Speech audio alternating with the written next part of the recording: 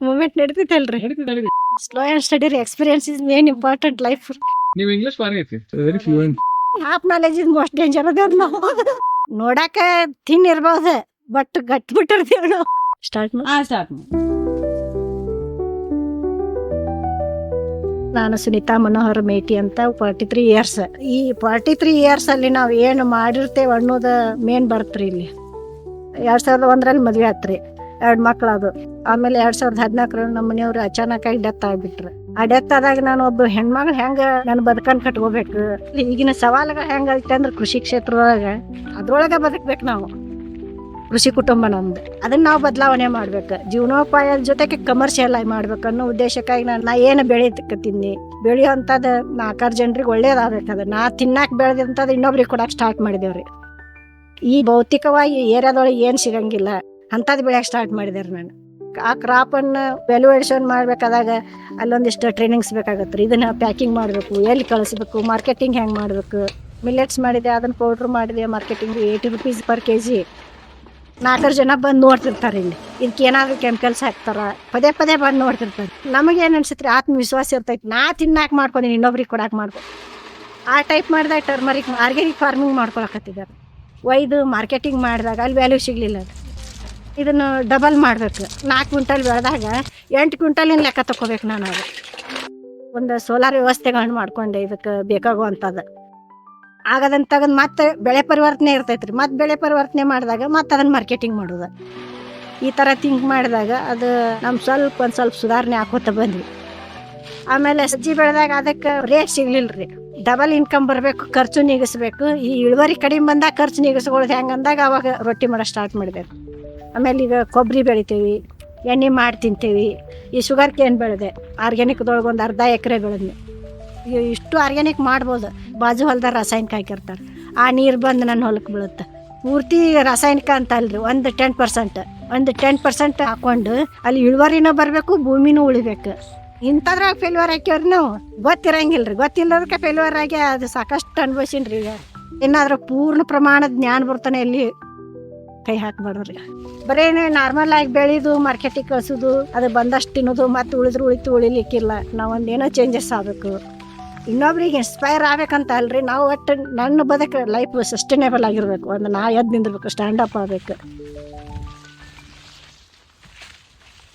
ನನಗೆ ಇನ್ಸ್ಪಿರೇಷನ್ ಆಗಿ ಸುನೀತಾ ಮೇಟಿ. ಎದಕ್ಕಂದ್ರೆ ಅವರು ಓದ್ಕೊಂಡಿಲ್ಲ, ಗಂಡ ಇರ್ಲಿರ್ಲಿ ಅಂದ್ರೂ ಒಬ್ಬ ಹೆಣ್ಮಗಳು ಅವ್ರು ಅಷ್ಟು ಎಲ್ಲ ಮಾಡ್ಕೊಂತಿದಾರ. ನಾವ್ ಎದಕ್ ಮಾಡ್ಬಾರ್ದು, ನಾವಿಬ್ರು ಗಂಡ ಹೆಂಡತಿ ಕಲ್ತ್ ಎದಕ್ ಮಾಡ್ಬಾರ್ದು ಅಂತ ಯೋಚನೆ ಮಾಡಿದ್ರು. ನನ್ನ ಹೆಸರು ರಜನಿ ಅಂತ, ನಮ್ಮ ಮನೆಯವ್ರ ಹೆಸರು ಗೋಪಿಚಂದ್. ಇನ್ಫ್ಯಾಕ್ಟ್ ಫೇಲಿಯರ್ ಮೀಟಿಂಗಿಗೆ ಬಂದ್ಮೇಲೆ ಈ ಶಾಪ್ ನಾವು ಓಪನ್ ಮಾಡಿದ್ವಿ. ಎಲ್ಲೋ ಹಳ್ಳಿಯಲ್ಲಿ ಮನೆಯಲ್ಲಿ ಇದ್ದಾಗಿನ ಕರ್ಕೊಂಡ್ಬಂದು ಈ ತರ ಮಾಡಿದ್ರಲ್ಲ ಅಂತೇಳಿ ಸಂತೋಷನೂ ಆಗುತ್ತೆ, ಒಂಥರ ಗ್ರೇಟ್ ಆಗಿನೂ ಅನ್ಸುತ್ತೆ. ಅದಕ್ಕನ್ನು ಮುಂಚೆ ನಾವು 5 ತರ ಫೇಲಿಯರ್ ಆಗಿದ್ದೀವಿ. ನಮ್ಮ ಮನೆಯವ್ರಿಗೆ ಜಾಬ್ ಇಂಟ್ರೆಸ್ಟ್ ಇರ್ಲಾರ್ದೆ ಜಾಬ್ ಅಲ್ಲಿ ಫೇಲಿಯರ್ ಆಗಿದ್ದೀವಿ. 2ನೇದಾಗಿ ನಮ್ಮ ಮನೆಯವರು ಡೈರಿ ಫಾರ್ಮ್ ಮಾಡಿದ್ರು, ನಾನು ಬಟ್ಟೆ ಅಂಗಡಿ ಮಾಡಿದ್ವಿ. ಬಟ್ಟೆ ಅಂಗಡಿನೂ 1-2 ವರ್ಷ ರನ್ನಿಂಗ್ ಆದ್ಮೇಲೆ ಬಹಳ ಲಾಸ್ ಆಯ್ತು. ಆಮೇಲೆ ಸ್ಲಿಪ್ಪರ್ಸ್ ಅಂಗಡಿ ಇಟ್ಕೊಂಡ್ವಿ, ಅದನ್ನು ಲಾಸ್ ಆಯ್ತು. ಆಮೇಲೆ ನಮ್ಮ ಮನೆಯವರು ಡೈರಿ ಫಾರ್ಮ್ ನೋಡ್ಕೊಂತಾನೆ ಫಾರ್ಮಿಂಗ್ ಮಾಡಿದ್ರು. ಆಮೇಲೆ ರೋಗಗಳು ಬಂದು ಹೊಲಕ್ಕೆ, ಅದಕ್ಕೂ ಲಾಸ್ ಆಯ್ತು, 1-3 ಲಕ್ಷ. ಲಾಸ್ಟ್ಗೆ ರೆಸ್ಟೋರೆಂಟ್ ಮಾಡಿದ್ವಿ ಕರೋನಾ ಟೈಮ್ ಅಲ್ಲಿ, ಅದನ್ನು 5 ಲಕ್ಷ ಲಾಸ್ ಆಯ್ತು. ರೆಸ್ಟೋರೆಂಟ್ ಕ್ಲೋಸ್ ಮಾಡಿ ನಮ್ಮ ಮನೆಯವರು ಜಾಬ್ಗೆ ಹೋದ್ರು, ನಾನು ಸ್ಕೂಲ್ಗೆ ಟೀಚರ್ ಆಗಿ ಜಾಯ್ನ್ ಆದ್ವಿ. ಆಮೇಲೆ ಇನ್ಫೆಕ್ಟ್ ಫೇಲಿಯರ್ಗೆ ನಮ್ಗೊಂದು ಅವಕಾಶ ಮಾಡಿಕೊಟ್ರು. ನಾವು ನಮ್ಮ ಮನೆಯವರು ಇನ್ಫೆಕ್ಟ್ ಬ್ಯಾಂಗ್ಳೂರಿಗೆ ಬಂದೆ. ಅವಾಗ ಮೀಟಿಂಗಿಗೆ ಬಂದಾಗ ಒಂದು 3 months ಯೋಚನೆ ಮಾಡಿದ್ವಿ. ಇದ್ರಲ್ಲೂ ಫೇಲಿಯರ್ ಆದ್ರೆ ಮತ್ತೆ ಟರ್ನ್ ಓವರ್ ಆಗೋದಕ್ ಬಹಳ ಕಷ್ಟ. ಎದಕ್ಕಂದ್ರೆ ಇವಾಗೆ 10 ಲಕ್ಷ ಸಾಲ ಆಗಿವಿ. ಇವೆಲ್ಲ ಫ್ಯಾಮಿಲಿನ ಇದನ್ ಮಾಡೋದು ಯಾವ ತರ. ಈಗ 1 year 8 months ಆಗಿದೆ. ಈ Shri Sai Agri Farm Fresh ಅಂತೇಳಿ ಶಾಪ್ ಓಪನ್ ಮಾಡಿದೀವಿ. ಇದರಲ್ಲಿ ಒಂದು ಸೋಲಾರ್ದು ಹಾಕ್ಸಿ ಇಟ್ಕೊಂಡು ಶಾಪ್ ರನ್ನಿಂಗ್ ಮಾಡ್ಕೊಂತಿದ್ದೀವಿ. ಫಸ್ಟ್ ಆಗಿ ನಾವು ಆಯಿಲ್ ಮಿಲ್ಲು, 2ನೇದು roti rolling machine, Tata needle, DC fridge, sugar cane machine, ಆಮೇಲೆ ಕೋಕೋನಟ್ ವಾಟರ್ ಟೆಂಡರ್. ನಮ್ಗೆ ಇಲ್ಲಿ 3 ಕೆಲಸದವ್ರನ್ನ ಇಟ್ಕೊಂಡು ಮಾಡ್ಕೊಂತಿದೀವಿ. ಇವಾಗ ಸದ್ಯಕ್ಕೆ ನನ್ನ ಮಕ್ಕಳನ್ನ ಓದಿಸ್ಕೊಂತ ಮನೆಯನ್ನಾಗೆ ಇದು ಮಾಡ್ಕೊಂತ ಚೆನ್ನಾಗೇ ಇದೀವಿ. ಸಾಲ ಅಂದ್ರೆ ಅದು ಇರೋದೇ ಸ್ವಲ್ಪ ತೀರ್ಸ್ಕೊಂತ ಹೋಗ್ತಾ ಇದೀವಿ. ಇದ್ರಲ್ಲೂ ಫೇಲಿಯರ್ಸ್ ಇದಾವ, ಇಲ್ಲ ಅಂತ ಹೇಳಿ ನಾನು ಹೇಳಕ್ ಬರೋದಿಲ್ಲ. ಒಂದೇ ಬಿಸ್ನೆಸ್ ಮಾಡಿದ್ರೆ ಈ ಶಾಪನ್ನ ನಾವು EMI ಕಟ್ಕಂತ ಆಗೋದಿಲ್ಲ ಅಂತ ಹೇಳಿ ಹೋಟೆಲ್ ಮಾಡಿದೀವಿ. ಇದ್ರಲ್ಲೇ ಪಿಕ್ಕಲ್ಸ್ ಎಲ್ಲ ಇಡ್ತೀವಿ, ಮೊಸರು, ಹಾಲು, ತುಪ್ಪ ಎಲ್ಲ ಸಿಗುತ್ತೆ ನಮ್ಮ ಹತ್ರ. ಅವನ್ನೆಲ್ಲ ಅಂದ್ರೆ ಒಂದೇ ತರದ್ದಲ್ಲದೆ ನಾನಾ ತರಹದ ಬಿಸ್ನೆಸ್ಗಳನ್ನ ಮಾಡ್ತಾ ನಾವು ಶಾಪನ್ನ ರನ್ನಿಂಗ್ ಮಾಡ್ಕೊಂತ ಹೋಗ್ತಾ ಇದ್ದೀವಿ. ಇನ್ಫ್ಯಾಕ್ಟ್ ಫೇಲಿಯರ್ ಮೀಟಿಂಗ್ ಬಂದ್ಮೇಲೆ ಈ ತರ ಐಡಿಯಾ ಬಂದು ಈ ತರ ಮಾಡ್ಬೇಕನ್ನೋದು ಯೋಚನೆ ಬಂದು ಮಾಡಿದ್ವಲ್ಲ, ಸ್ವಲ್ಪ ಸಂತೋಷನೇ ಇದೆ. ಇನ್ನೊಂದು ನಮ್ದು ಅನ್ನೋ ಫೀಲಿಂಗ್, ಸೋತು ಗೆಲ್ಲೋದು ಅನ್ನೋದು ಇರುತ್ತಲ್ಲ, ಅದು ಹೆಮ್ಮೆ ಅನ್ಸುತ್ತ. ಯಾರ್ದು ನಿಮ್ದು ಇನ್ಸ್ಪಿರೇಷನ್ ಅಂತ ಕೇಳಿದ್ರು, ಸುನೀತಾ ಮೇಟಿ ಅಂತ ಹೇಳಿದ್ವಿ. ಅವರು ಬಂದು ಇಲ್ಲಿ ನೋಡ್ಕೊಂಡು ಹೋಗಿದಾರ, ಆಲ್ರೆಡಿ ಊಟ ಮಾಡ್ಕೊಂಡು ಹೋದ್ರು. ಅವತ್ತೆಲ್ಲ ಬಹಳ ಸಂತೋಷ ಅನಿಸ್ತು.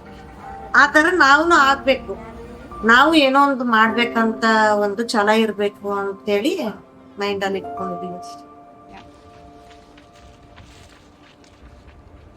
ರಜನಿ ಅವ್ರ ಫ್ರೆಂಡ್ಶಿಪ್ ಇಂಪ್ಯಾಕ್ಟ್ ಫೇಲ್ಯೂರ್ದೊಳಗೆ ಅವ್ರ ಸ್ಟೋರಿ ನಮ್ಗೆ ಇನ್ಸ್ಪೈರ್ ಆಗ್ರಿ.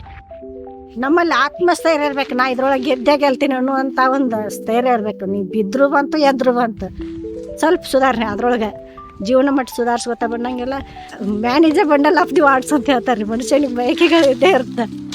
ಇನ್ಮೇಲೆ ಏನಾಗುತ್ತೋ ಗೊತ್ತಿತ್ತು.